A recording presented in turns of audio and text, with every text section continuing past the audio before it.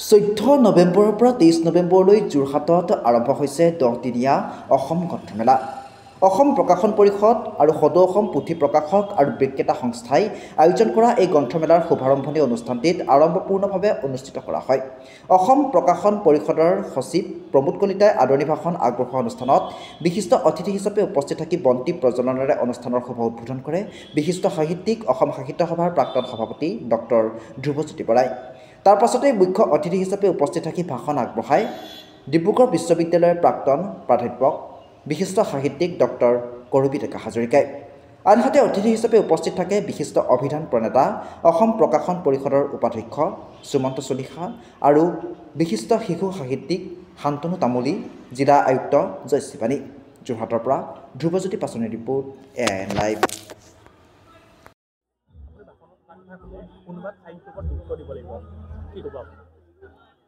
স্বাভাৱিকতে আজি পৃথিৱীৰ সকলো ভাষাতে অনুবাদৰ ওপৰত খুব গুৰুত্ব দিয়া হৈছে।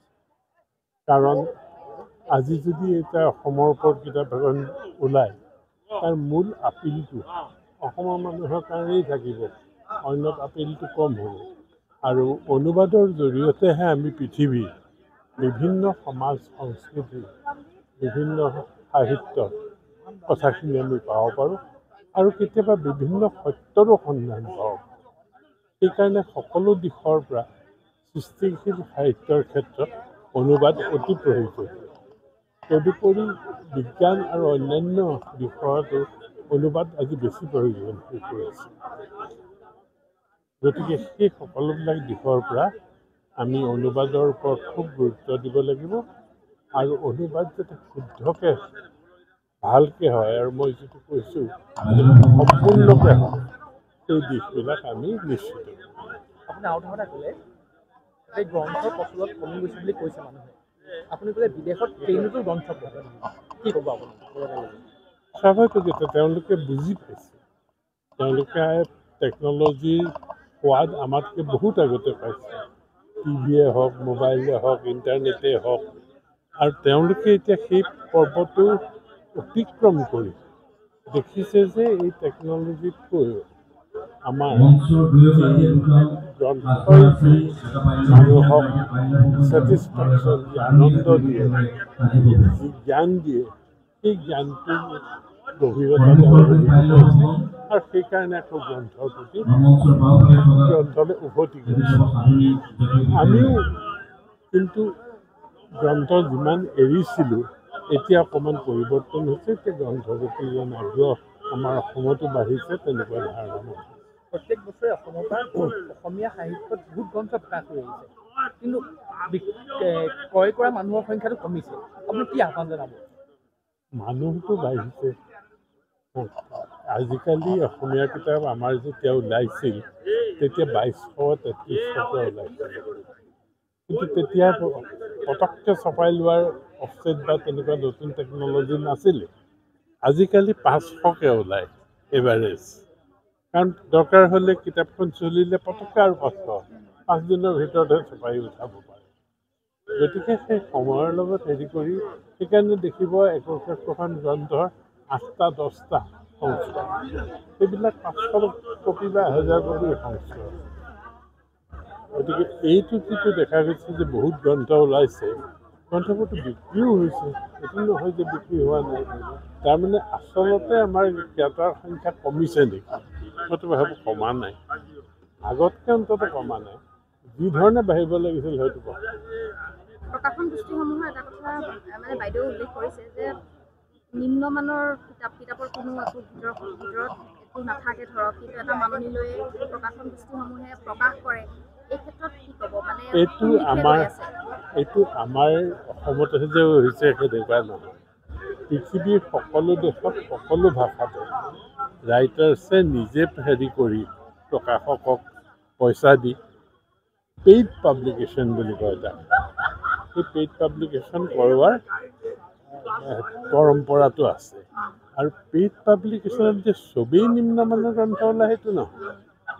প্ৰকাশকৰ কিছুমান ট্ৰেডিশ্যনেল নীতি নিয়ম থাকে, তেওঁলোকে এই ধৰণৰ গ্ৰন্থই প্ৰকাশ কৰিবলৈ লয়, হয়তো নন ফিকশ্যন এখন নলয়। ডিটেক্টিভ উপন্যাসখন পটকৈ ল'ব।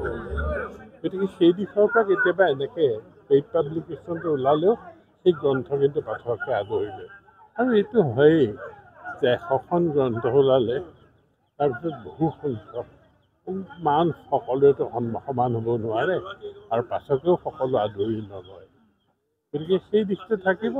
ইনস্পাইট অফ ডেট গ্ৰন্থ আগবাঢ়িছে।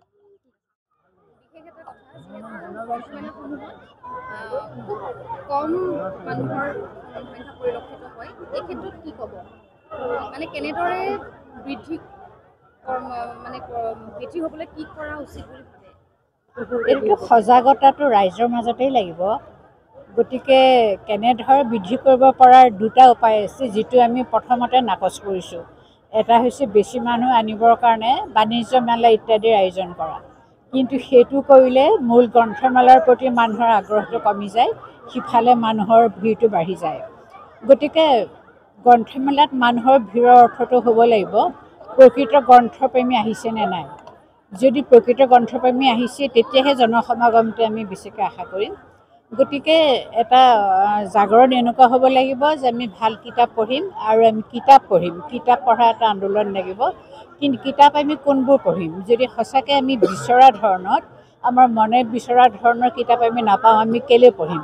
আমি টানি আনি আমাৰ ল'ৰা ছোৱালী, আমাৰ মা দেউতাক আমি কিতাপ পঢ়িবই লাগিব, আমি দাবী কৰিবতো নোৱাৰোঁ। গতিকে মানসম্পন্ন পুথিৰ প্ৰকাশ হ'ব লাগিব। আৰু মোৰ কিতাপ ওলাব লাগিব কাৰণে মই লিখিম, এইটো এটা সাংঘাতিক কথা হৈছে যে মোৰ কবিতা কিতাপ মই উলিয়ামেই, মোৰ গল্পৰ কিতাপ মই উলিয়ামেই, কিন্তু মই কি লিখিছোঁ? এই লিখনিটোৰ মানটো চাব লাগিব যে ভাল গল্প, ভাল কবিতা, ভাল কাহিনী বা ওপৰৰ ধৰণৰ অনুবাদ যদি মানসম্পন্ন গ্ৰন্থৰ সৃষ্টি হয়, পাঠকে নপঢ়া কথা নাই। আৰু ভাল কিতাপ উলিয়ালেই যদি প্ৰকাশকে কিতাপ সুন্দৰকৈ উলিয়াব পাৰে, ছপা বন্ধাকে আৰম্ভ কৰি ভুল নহয়। কিছুমান কিতাপ আমি ভাষাটোৰ কাৰণেই পঢ়িব নোৱাৰোঁ, ইমান ভাষাৰ এটা অপপ্ৰয়োগ চলিছে। গতিকে সকলো ফালতে সজাগতা লাগিব। প্ৰকাশকে ভাল কিতাপ উলিয়াব লাগিব। আৰু প্ৰকাশকৰ এটা সমস্যা এটা মই জানো, মই নিজে জানো, মই লেখক হিচাপে, যে কেনেকুৱা কিতাপ তেওঁলোকে বিচাৰে। বহুতো সক্ষম লেখকে কিতাপ প্ৰকাশ কৰিব পৰা নাই প্ৰকাশকৰ অভাৱত। আৰু এনেকুৱা লেখকো আছে, এনেকুৱা প্ৰকাশকো আছে, নতুনকৈ গঢ় লোৱা প্ৰকাশনবিলাক আছে যি লেখকৰ পৰা এটা মাননি লৈ কিতাপ প্ৰকাশ কৰি দিয়ে। তেওঁলোকৰ এটা লেবেল থাকে প্ৰকাশক হিচাপে, কিন্তু যিটো আৰ্থিক ব্যয়টো তেওঁলোকে নকৰে, লেখকে কৰে। তাৰ ফলত কিছুমান মান নোহোৱা কিতাপ আহি গৈছে। ইয়াৰ ফলতে এটা সেয়েহে লাগিব সকলো ফালৰ পৰা। যিকোনো খবৰৰ বিজ্ঞাপনৰ বাবে যোগাযোগ কৰক 7896121996।